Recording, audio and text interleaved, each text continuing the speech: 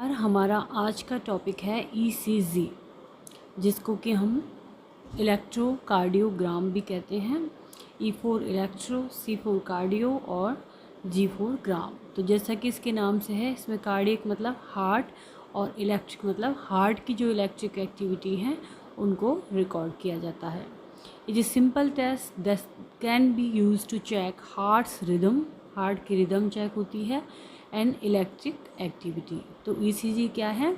N electrocardiogram or ECG is a simple test that can be use to check heart's rhythm and electric activity. इसके अलावा ECG क्या है? Is a safe and non invasive procedure है। इनमें कोई भी needle या कोई भी चीज़ इंसर्ट नहीं की जाती है, केवल इलेक्ट्रोड प्लेस किए जाते हैं बॉडी पे और इस तरह से ये एग्जामिनेशन हो जाता है। तो ECG is a safe and non invasive procedure with no non risk, कोई इसका रिस्क नहीं होता।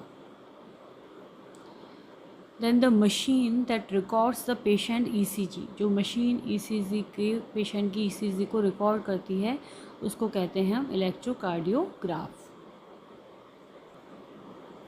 N electrode is a sensor, electrode जो होते हैं वो सेंसर की तरह होते हैं, कंडक्टिव पैड की तरह होते हैं, अटैच टू द स्किन पे अटैच होते हैं ये, and enables recording of electric current, जो इलेक्ट्रिक करंट है उसकी रिकॉर्डिंग को ये एनेबल बनाते हैं। इनकी मदद से ये हो पाता है। किन की मदद से? इलेक्ट्रोड की मदद से।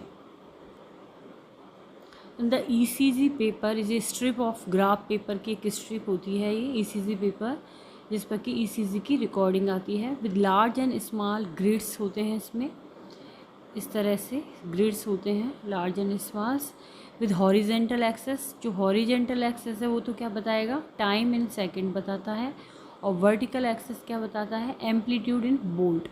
Vertical axes amplitude in volt और horizontal axes time in second. Each 1 mm square जो होगा, द स्मॉलेस्ट स्क्वायर जो होगा वो रिप्रेजेंट करेगा 0.04 सेकेंड। जो स्मॉल स्क्वायर है वो किसको करेगा? रिप्रेजेंट 0.04 सेकेंड को।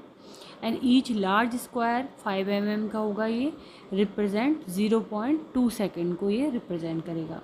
On the vertical access each large square represent 0.5 MB and each small block equals 0.1 MB। यदि हम ईसीजी की वर्टिकल की बात करें तो वर्टिकल पे एक्सेस पे क्या होगा? जो लार्ज स्क्वायर होगा वो तो बताएगा 0.5 MB और जो स्मॉल स्क्वायर होगा वो बताएगा 0.1 MB। It is the most important test for interpretation of cardiac rhythm, cardiac rhythm के इंटरप्रिटेशन के लिए।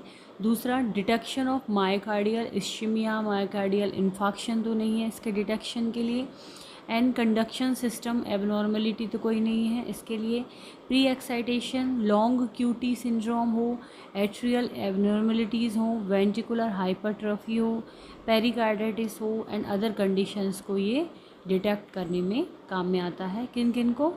Myocardial ischaemia, infarction, conduction system abnormality, pre excitation, long QT syndrome, atrial abnormalities, ventricular hypertrophy, pericarditis and other conditions.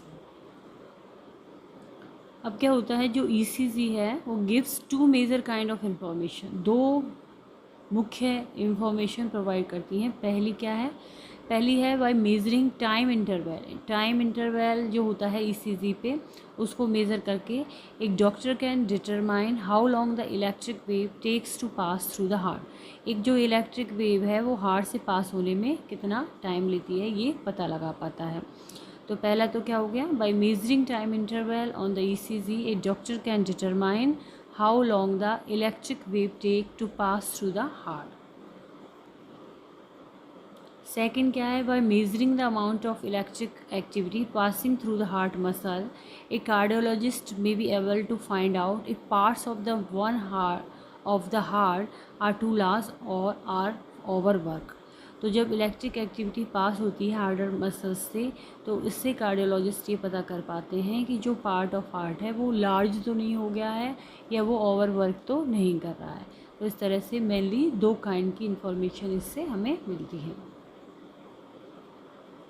Next आता है type of ECG. ECG के type होते हैं mainly 3 तरह की होती हैं। पहली होती है रेस्टिंग, रेस्ट कर रहा है पेशेंट, उस टाइम पे जो उसकी ईसीजी ली जाएगी वो कहलाएगी resting ECG, carried out in a comfortable position. दूसरी क्या होगी, स्ट्रेस और एक्सरसाइज ईसीजी, उसमें उसको स्ट्रेस दिया जा रहा है या एक्सरसाइज की वजह से स्ट्रेस हो रहा है, उस टाइम पे जो ईसीजी होगी वो कहलाएगी स्ट्रेस और exercise ECG. Carried out while using an exercise bike और ट्रेडमिल, उसमें जिसमें कि एक्सरसाइज बाइक का यूज़ कर रहा है वो या ट्रेडमिल का यूज़ कर रहा है, उसके वक्त पे जो ईसीजी ली जाती है वो कहलाती है स्ट्रेस और exercise ECG. And ambulatory ECG होती है। एम्बुलेशन मीन्स खड़ा होके चलना फिरना या खड़ा होना व्यक्ति का। Sometimes called a Holter monitor, इसको हॉल्टर मॉनिटर भी कहते हैं क्योंकि इसमें एम्बुलेटेड होता है patient. The electrodes are connected to a small portable machine, एक पोर्टेबल मशीन होती है उसको बेस्ट पर कमर पे पहनता है व्यक्ति और उससे इलेक्ट्रोड कनेक्टेड होते हैं। So heart can be monitor at home for 1 और मोर डेज, कुछ भी एक्टिविटी कर रहा है उस वक्त पूरे दिन के लिए हार्ट को उसमें मॉनिटर कर सकते हैं, तो उसको हॉल्टर मॉनिटर भी कहते हैं और ये कहलाती है एम्बुलेटरी ईसीजी। तो इस तरह से 3 तरह की ईसीजी हो गई, स्ट्रेस की, रेस्ट की और एम्बुलेटरी ईसीजी, जिसको हॉल्टर मॉनिटर कहते हैं। नेक्स्ट आता है देयर आर 3 मेन कंपोनेंट होते हैं ईसीजी के। पी वेव होती है which represent depolarization of the atria, जबकि एट्रिया का डीपोलराइजेशन होता है। दूसरा है QRS complex which represent depolarization of the ventricle, जो वेंट्रिकल है नीचे वाले पार्ट है वेंट्रिकल, इसका डीपोलराइजेशन ये तो बनाता है क्यूआरएस कॉम्प्लेक्स, जबकि ये जो एट्रिया है इसका जो डीपोलराइजेशन बनाता है P wave. And the T wave which represent repolarisation of the ventricle, मतलब कि जो वेंट्रिकल्स हैं वो वापस से अपनी अवस्था में आ जाते हैं, रीपोलराइज हो जाते हैं, इसको कहते हैं टी वेव। तो इस तरह से ईसीजी जो होती है उसमें 3 कंपोनेंट मुख्य होते हैं, P wave, QRS complex and T wave. इसको हम इस चित्र से समझ सकते हैं। पी वेव ये बताएगी जो हार्ट के एट्रिया वाले पार्ट है इसका डीपोलराइजेशन। फिर आता है क्यूआरएस कॉम्प्लेक्स, ये बताता है वेंट्रिकल पार्ट का depolarization. And then T wave जो repolarization of the ventricle, repolarization. तो इस तरह से 3 है। अब यहाँ पर ये पॉइंट है P, Q, R, S and T. इसमें ये वेव जो है वो पी वेव है, ये क्यूआरएस कॉम्प्लेक्स है और ये टी वेव है। पी से लेके यहाँ तक का जो आर का तक का इंटरवल होता है ये पी आर इंटरवल कहलाता है, ये पी आर सेगमेंट कहलाता है, ये क्यूआरएस कॉम्प्लेक्स कहलाता है, ये एस टी सेगमेंट और ये क्यू टी इंटरवल कहलाता है। An electrocardiogram also termed an ECG or EKG भी कहते हैं इसको, और 12 लीड ईसीजी भी बोलते हैं। It is simple non invasive test है that records the heart's electric activity. A 12 lead ECG obtained using 10 electrodes, इसमें 10 इलेक्ट्रोड्स होते हैं लेकिन इसको बोलते क्या है, 12 लीड ईसीजी बोलते हैं। These 12 leads consist of limb leads and chest lead, इसमें लिम्ब लीड भी होती हैं और चेस्ट लीड भी होती हैं। चेस्ट लीड को परकॉर्डियल लीड भी कहते हैं। नॉर्मल जो पी आर इंटरवल होता है वो होता है 0.12 से 0.20 सेकेंड, 3 to 5 स्मॉल स्क्वायर्स, और यदि शॉर्ट पी आर होता है तो वो होता है वॉल्फ, पार्किंसन, वाइट में, और लॉन्ग पी आर होता है 1st degree A B block में। Short P R Wolff, Parkinson, White में, and long P R 1st degree A B block में। क्यू आर एस ड्यूरेशन जो होती है नॉर्मली होती है between 0.06 to 0.10 second, 0.06 to 0.10 second.